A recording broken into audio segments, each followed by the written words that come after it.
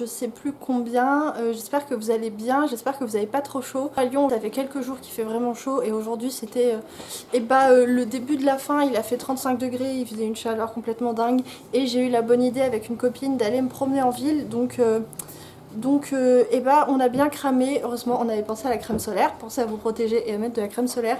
Mais voilà, du coup je suis allée en ville et je suis passée à Gilbert Joseph, donc je voulais vous montrer mes petites trouvailles livresques. J'ai pris Planetfall de Emma Newman. C'est un petit livre de science-fiction qui raconte l'histoire d'une femme qui en fait a des visions d'un monde d'une autre planète où en fait il faut que d'une espèce de paradis en fait où si les hommes se rendent ils auront les réponses à leurs questions, les questions existentielles, pourquoi sommes-nous là, qui est Dieu, machin, tout ça. Et voilà, un Éden où serait révélé aux hommes le secret de leur place dans l'univers. Donc en fait c'est une prophète et elle arrive à convaincre suffisamment de personnes que c'est vrai. Et du coup avec une colonie de personnes, ils se rendent sur cette planète et en fait, apparemment, il y a une espèce de grande structure extraterrestre sur cette planète et la femme en question entre là-dedans. Et ça fait 22 ans qu'elle est là-dedans et qu'elle n'est pas réapparue. Et donc du coup, on suit cette colonie, ces gens sur cette nouvelle planète. Qu'est-ce qui se passe? Pourquoi ils sont là? Et est-ce que Dieu existe ou est-ce que c'est des extraterrestres? On ne sait pas trop. Et voilà, ça a l'air vraiment sympa. Et puis surtout, c'est une autrice de SF. Et comme j'avais envie de lire plus d'autrices de SF, je me suis laissée tenter. Il n'était pas très cher et en plus, l'histoire me tente bien. J'ai pris aussi ce petit livre qui est le tome 1 d'une trilogie, je crois. Je suis pas sûre que ce soit une trilogie, mais en tout cas, j'ai vu un tome 2 de sortie.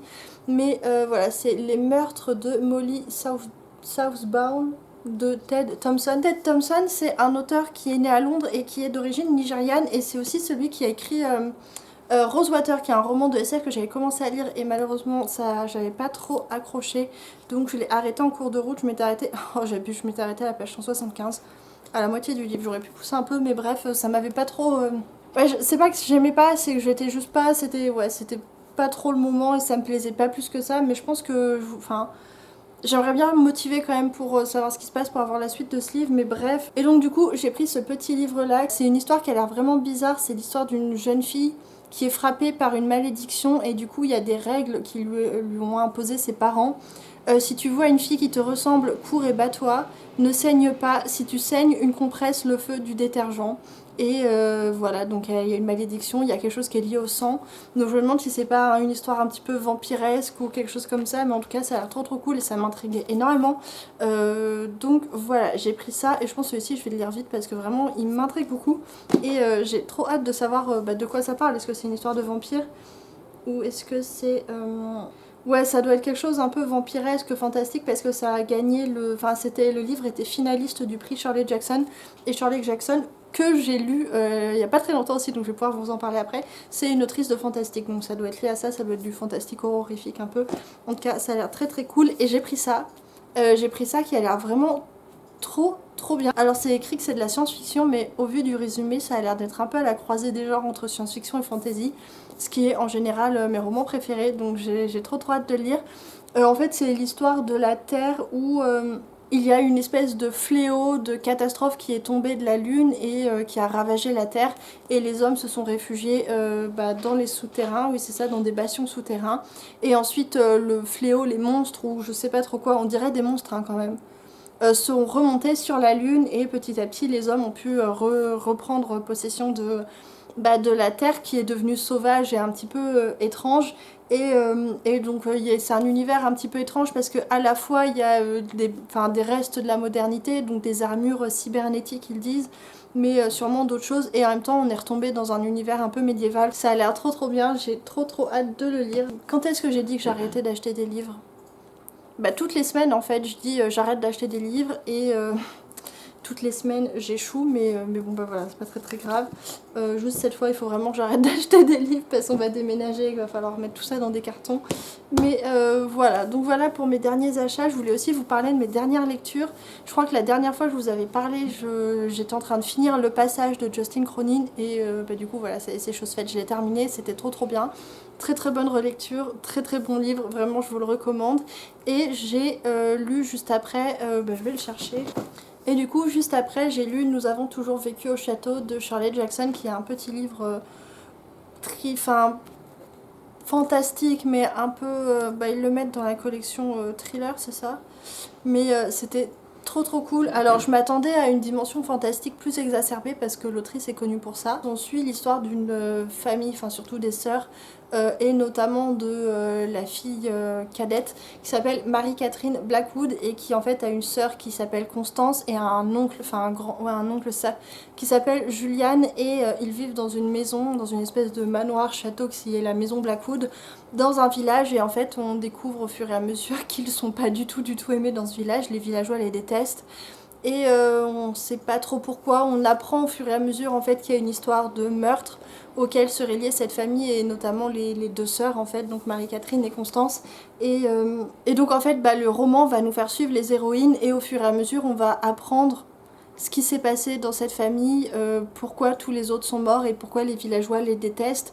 Et c'était très bien, c'était une ambiance vraiment particulière, sombre, mystérieuse, pas vraiment angoissante. Moi je m'attendais à ce que ça soit angoissant et ça ne l'était pas. En fait je m'attendais à du fantastique horrorifique, mais c'est pas le cas, c'est plus dans l'ambiance, enfin c'est vraiment, ça ressemble beaucoup au Tour d'écrou de Henry James en fait. On est plus dans l'incertitude et on met en question la fiabilité du narrateur parce que en fait c'est Marie-Catherine qui nous raconte l'histoire, qui nous raconte tout ce qui s'est passé. Et elle a l'air un peu folle en fait, Marie-Catherine, et elle est pas fiable en fait. Elle dit des choses qui sont immédiatement contredites et c'est intéressant. Mais par contre, il n'y a pas vraiment de... Si on a un petit doute, est-ce que c'est magique, est-ce que ça l'est pas, parce que Marie-Catherine, elle fait une sorte de magie, mais une magie bien personnelle en fait, c'est elle utilise des objets comme des espèces de talismans. C'est très étrange, mais c'était trop bien, la fin est géniale. En fait c'est vraiment un roman psychologique et un roman d'ambiance et j'ai trouvé ça vraiment trop cool. J'ai vraiment beaucoup aimé ce livre. Je peux pas vous en dire trop parce qu'en fait sinon je vous spoil le livre et c'est comme c'est un roman d'ambiance, il faut le lire pour en profiter. Donc voilà, j'ai lu ça et c'était très cool. Je suis très contente d'avoir découvert Shirley Jackson et j'ai vu qu'elle en avait fait un autre qui s'appelle La Maison Hantée et qui est assez connu aussi, mais par contre lui il a l'air de vraiment foutre les pétoches et comme moi je suis assez sensible et assez impressionnable, je sais pas si je vais le lire. Donc je crois que c'est tout pour aujourd'hui, j'ai rien d'autre à vous montrer, rien d'autre à vous dire. Je vais reprendre un peu ma lecture et puis du coup je vous en parle peut-être ce soir ou peut-être demain ou je sais pas quand. Et voilà. Ça va vite.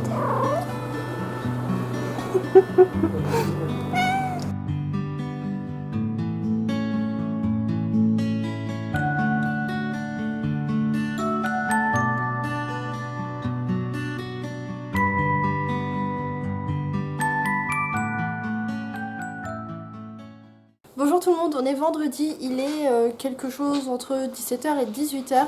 Le challenge littéraire du week-end à 1000 commence à 19h, du coup je pense que je vais le commencer un petit peu en avance parce qu'après ce soir j'ai des amis qui viennent dîner et dormir à la maison en fait, on va commander indien. Bref, du coup je pourrais pas lire donc je vais le commencer un petit peu en avance, je vais tricher un petit peu et avant de me mettre à lire je voulais vous présenter ma pile à lire que j'ai prévue pour ce week-end.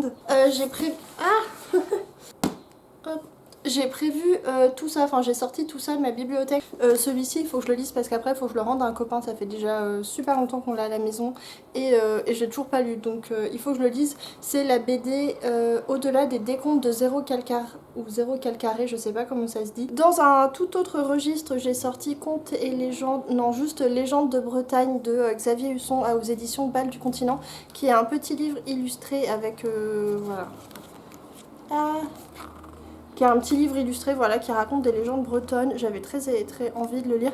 Moi je suis bretonne pour information et voilà, du coup j'ai eu ma grand-mère au téléphone l'autre jour qui du coup habite en Bretagne et je me suis dit tiens, tout à l'heure en regardant dans ma pile à lire, du coup je me suis dit eh bah tiens, je vais pouvoir lire ça. J'ai aussi sorti, et d'ailleurs je l'ai commencé hier soir mais bon j'ai lu que 10 pages parce qu'après j'étais trop vanille, je me suis endormie direct. J'ai commencé La Caverne de Marina et Sergei Diatchenko, qui est un livre très bizarre. J'ai lu que 10 pages et je peux déjà vous dire que c'est ultra bizarre. Je sais pas exactement de quoi ça parle encore, mais bref, je vous raconterai ça plus tard parce que de toute façon c'est celui-ci que je vais continuer tout à l'heure. Donc voilà, j'ai sorti ça. Ensuite, j'ai aussi sorti la BD, enfin je sais pas si c'est trop une BD ou un roman graphique, je sais pas trop comment on qualifie ça. Ça raconte la vie de George Orwell qui est du coup le mec qui a écrit La ferme des animaux et 1984 et voilà, il a une vie très intéressante. J'ai eu l'occasion de lire d'autres trucs de lui, des extraits d'espèces de romans autobiographiques dans lesquels il raconte son errance à Paris, la révolte en Espagne, etc.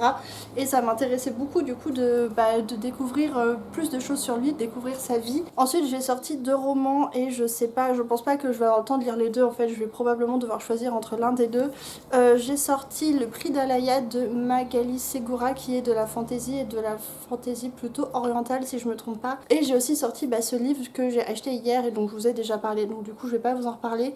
Le livre de Jean-Luc Marcastel qui a l'air d'être entre la fantasy et la science-fiction et qui a l'air trop cool. Donc voilà, je pense pas que je vais avoir le temps de tout lire, je vais probablement devoir faire un choix entre ces deux-là. Et voilà, du coup je vous tiendrai au courant. Pour l'instant je vais reprendre ma lecture de La Caverne de Marina et Sergei Diatchenko et puis je pense que j'aurai le temps de vous reprendre avant que nos amis arrivent. Et puis si c'est pas le cas, je vous dis à demain. Bonjour tout le monde, on est dimanche et il est 13h et avant d'aller manger, avant d'aller me préparer à manger, je voulais vous parler de mes lectures pour le week-end à 1000 parce que j'ai lu pas mal de trucs je sais plus quand je vous ai pris et bref et maintenant. Déjà vendredi j'avais commencé La Caverne de Marina et Sergei Diatchenko et je l'ai terminé hier fin d'après-midi. C'est un livre qui était très bizarre. Alors je sais pas si vous avez vu mes vidéos précédentes, mais il y a pas très longtemps j'ai lu Vita Nostra de Marina et Sergei Diatchenko, donc les auteurs qui ont fait ça, et j'ai absolument adoré, j'ai tellement adoré que j'ai voulu lire d'autres livres des auteurs et donc j'ai commandé 2 livres dont La Caverne. Quand j'ai commencé à lire La Caverne, j'avais absolument aucune idée de quoi ça allait parler parce que le résumé est ultra lacunaire. Il nous dit juste que ça va être en rapport avec la caverne, un lieu mystérieux, inquiétant et fascinant. C'est un livre que j'ai pas trop aimé. En fait, c'est un livre dont j'ai bien aimé l'histoire, j'ai bien aimé l'intelligence de l'histoire, l'architecture du roman. Je trouve que Marina et Sergei Diatchenko sont des auteurs de génie, ils arrivent vraiment à faire des trucs super originaux et super intéressants. Et surtout, c'est des récits qui se tiennent bien. Enfin là, La Caverne, quand tu arrives à la fin, tu commences à voir tout un tas de choses différemment et t'as vraiment des choses qui se mettent en place dans ta tête et tu te dis ah oui d'accord en fait c'était pour ça, c'était un parallèle avec ça, c'était une métaphore de ça, gna gna.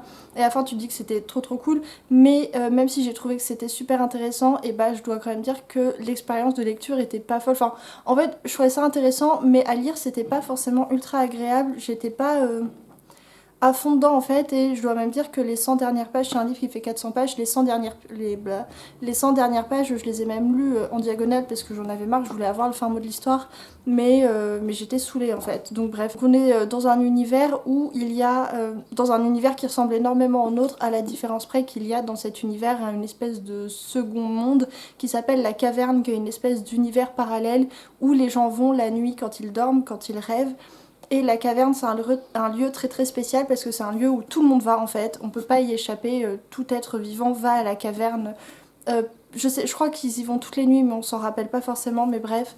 Et dans la caverne les gens se transforment, enfin ils deviennent des créatures, des animaux. Et ils sont divisés en 2 grandes parties, enfin il y a plusieurs types d'animaux mais en fait ils sont divisés en 2 grandes parties. Il y a les prédateurs et il y a les proies, et en fait c'est dans la caverne que, et du coup dans la caverne les prédateurs essaient de bouffer les proies et les proies essaient d'échapper aux prédateurs. Et en fait toute l'agressivité des gens passe à travers ce qui se passe dans la caverne, et en fait toutes les pulsions de meurtre ou d'agression se passe dans la caverne. Et j'ai oublié de préciser aussi, mais quand on meurt dans la caverne, si on est une proie et qu'on se fait bouffer par un prédateur, on meurt dans la vraie vie aussi. On va suivre une héroïne qui s'appelle Pavla, qui a une personnalité un peu molle, elle est pas très dynamique, elle a pas trop de confiance en elle, elle se laisse marcher dessus en fait, c'est une victime en fait, c'est une victime clairement. Et dans la caverne, c'est une proie, c'est une femelle daim, donc vous voyez, enfin bref, c'est une brebis. Et on va commencer à la suivre parce qu'en fait, elle va 3 fois de suite se faire attaquer par un Stark dans la caverne, donc une des créatures les plus dangereuses de la caverne. Elle se fait attaquer 3 fois de suite par le même Stark et 3 fois de suite, elle lui échappe. Cet incident-là va attirer l'attention du ministère qui s'occupe de gérer les problèmes de la caverne, de tout ce qu'il y a à la caverne.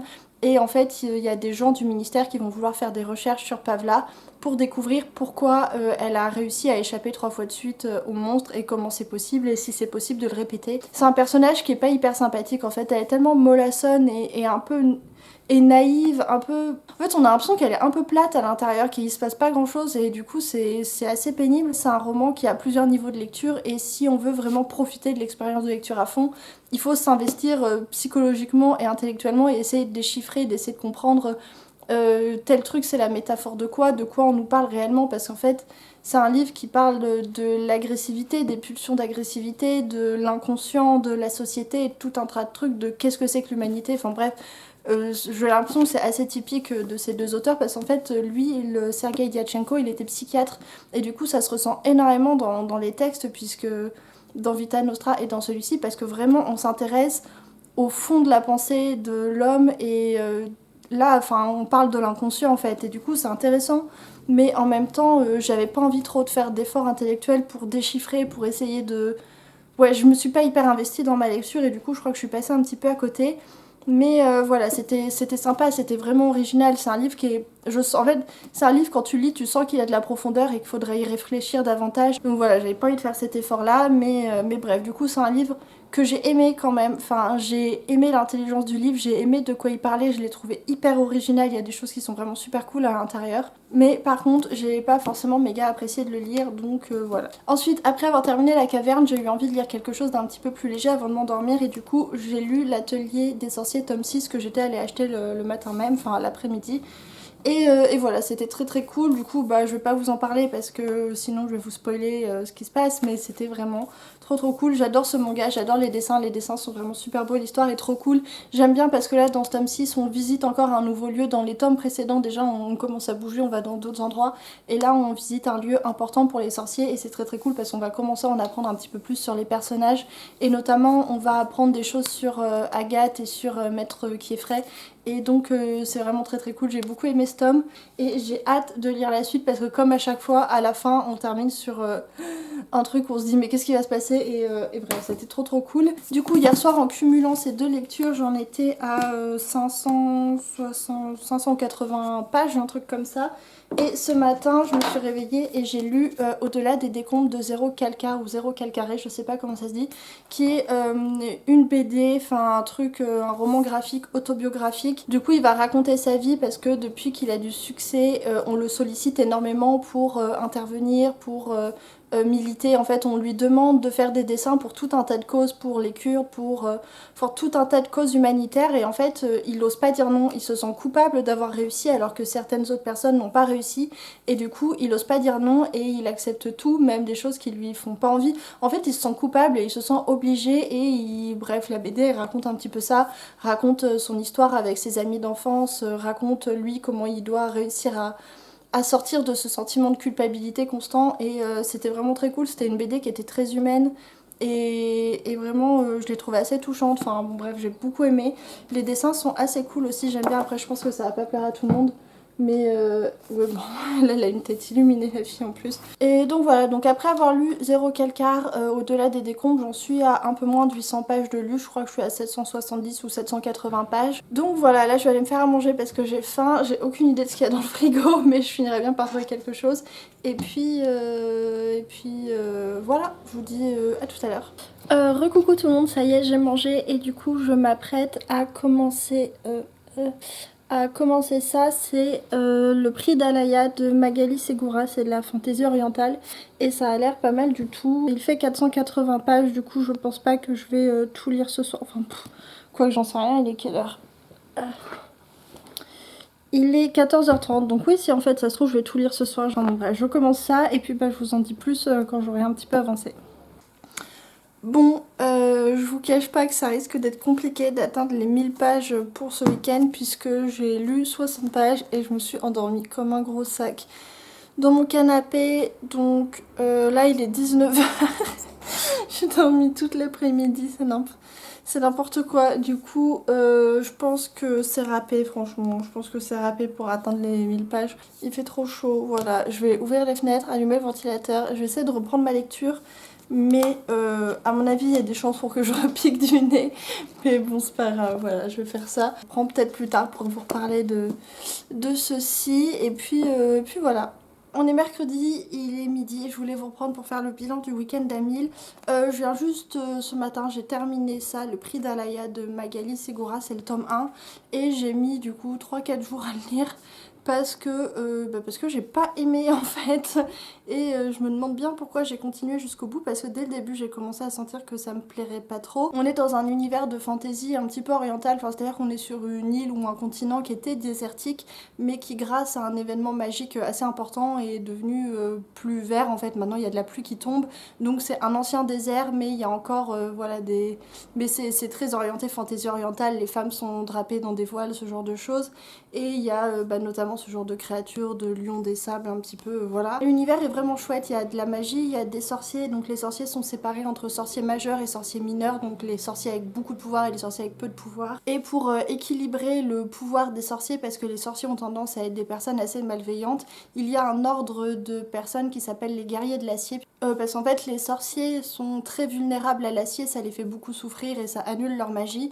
Donc voilà, on est dans cet univers là et nous on va suivre une femme qui s'appelle Nasli, une jeune femme qui est une sorcière mineure et qui se cache, qui ne veut pas montrer qu'elle est une sorcière, et qui est surtout la 4e élue, c'est-à-dire que quelques années auparavant, enfin 10 ans auparavant, les dieux lui ont confié une graine et un pouvoir, et elle a donné ce pouvoir à la terre, et c'est pour ça que depuis il y a de la pluie et que le continent n'est plus une espèce d'immense désert aride et incultivable. En donnant le pouvoir à la terre, elle s'est fait des ennemis, et notamment un sorcier majeur très puissant qui voulait le pouvoir des dieux pour lui tout seul, et depuis elle se cache.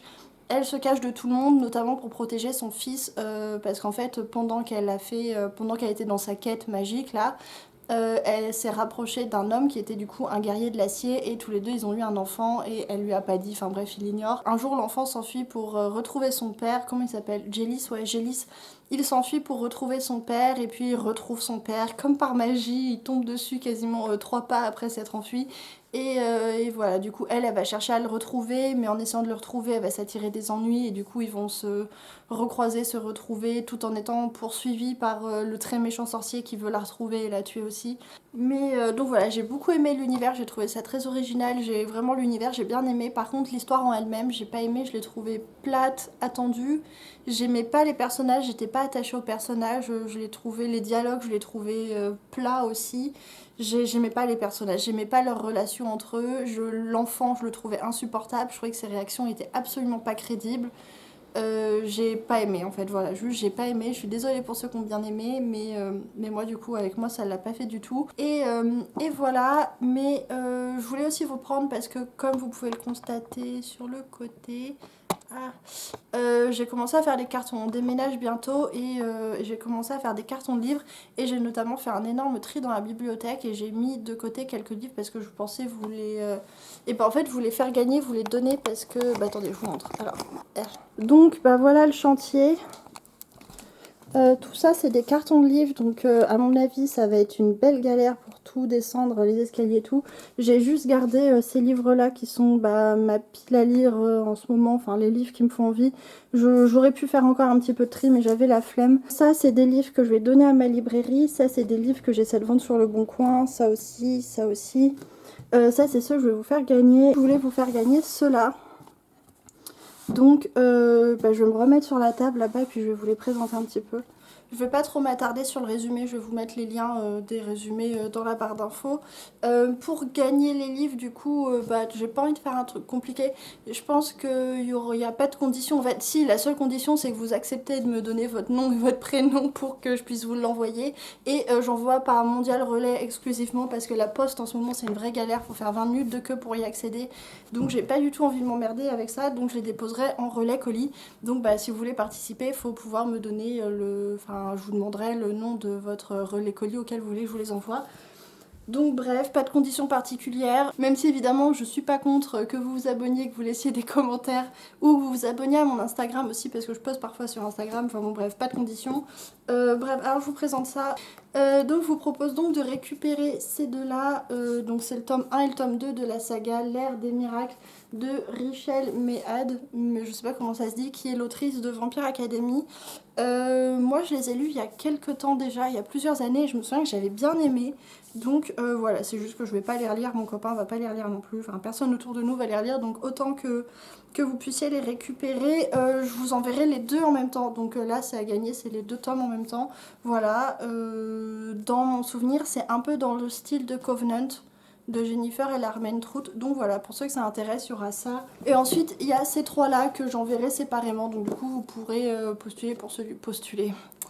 Et puis me donner votre CV, vos lettres de recommandation. Non, enfin, du coup, je donne aussi ces 3 là séparément. Donc voilà. Je pense que je vais faire un Google Form ou quelque chose comme ça. Et du coup, un pour chaque livre ou pour chaque lot de livres. Et vous pourrez juste dire que vous voulez ce livre-là. Et puis, enfin bon, bref, voilà, on verra.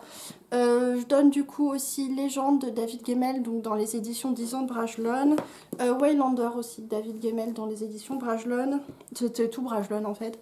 Et Hawk and Fisher de Simon Green, qui est en format semi-poche chez Brajlon aussi.